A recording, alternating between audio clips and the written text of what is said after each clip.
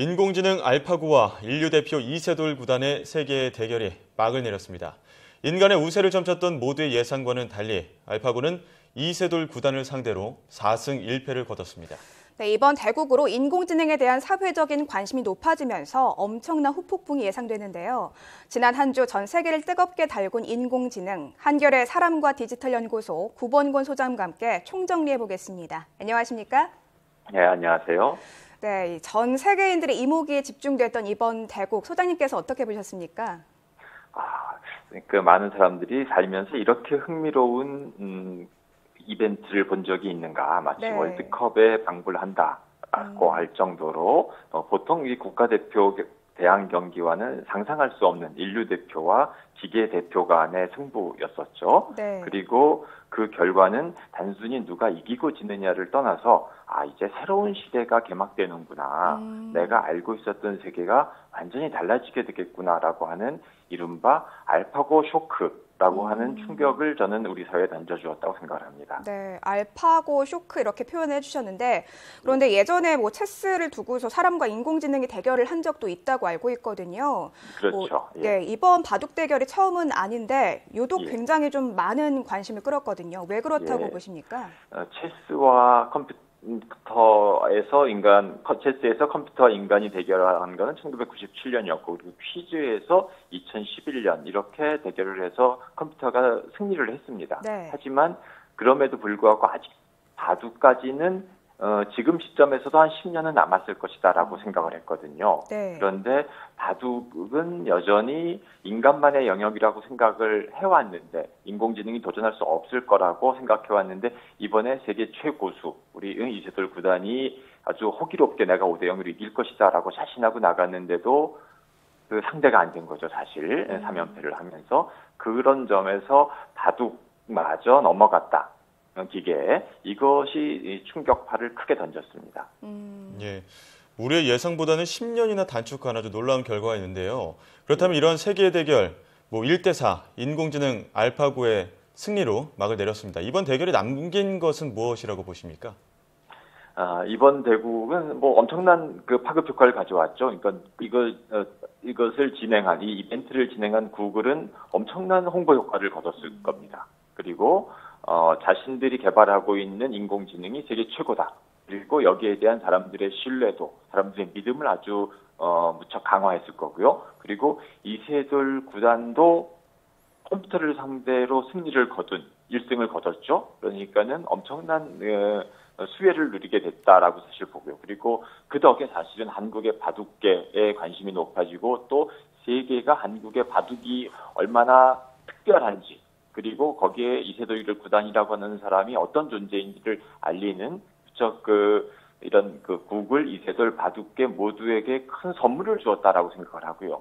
그리고 사실은 이제 이걸 떠나서 이걸 관전한 우리 모든 사람들도 새로운 세상이 시작되는구나. 앞으로는 인공지능이라고 하는 것과 함께 살아야만 되는 세상이 금방 오겠구나라고 하는 아주 이런 것이 아니면은 논문이나 무슨 뉴스 이런 걸로는 알리기 어려운 무척 커다란 사람들에게 홍보 효과, 인지 각성 효과를 주었다고 생각합니다.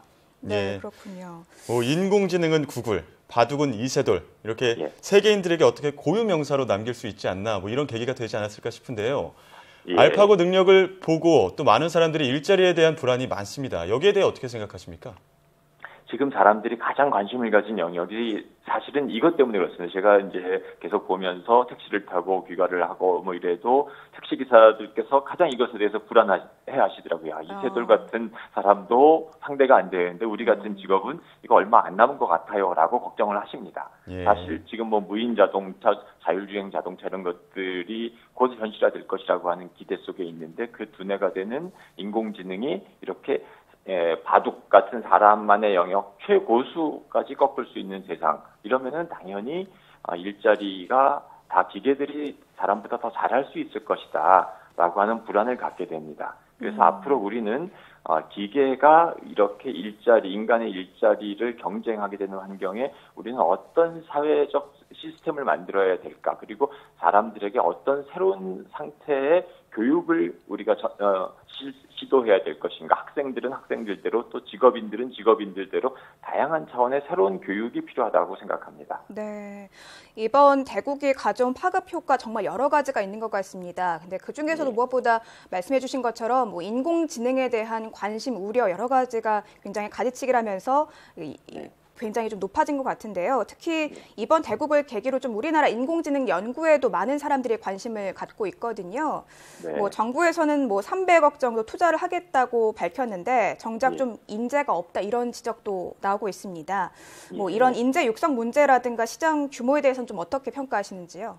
예, 우리가 이제 지난해 사실은 그 다르파 로봇 올림픽이라고 하는 데서 우리 휴보가 우승을 했듯이 우리의 이제 이런 첨단 인공지능 기능 로봇 기술이 아주 없는 건 아닙니다. 네. 어느 분과에서는 상당한 수준에 올라 있기도 한데, 근데 이것이 구체적으로 산업이라든지 학계라든지 이렇게 연결돼서 사람들이 아래에서부터 많은 사람들이 몰려드는, 그리고 사람들이 산업 현장으로 적응돼서 나갈 수 있는 이런 사회 시스템 생태계가 만들어져야 되는데, 이것 자체가 사실은 미국이나 이런 산업에 비해서 무척 우리나라가 적습니다. 그러다 보니까는 배워도 어디 가서 일할 곳이 없는 이런 환경이 될 수 있거든요.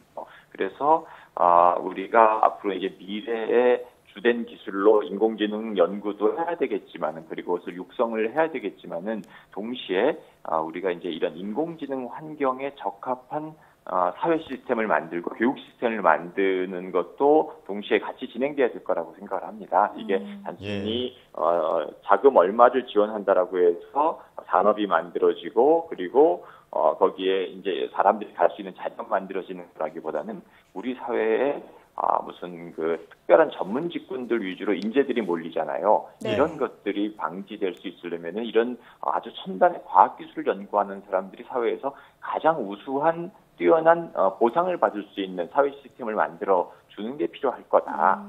그런 생각을 합니다. 예, 무엇보다 보상을 통해서 그 동기를 부여하는 것이 가장 중요할 것 같습니다. 지금까지 한결의 사람과 디지털 연구소 구본권 소장 함께 이야기 나눴습니다. 오늘 말씀 감사합니다. 네, 고맙습니다.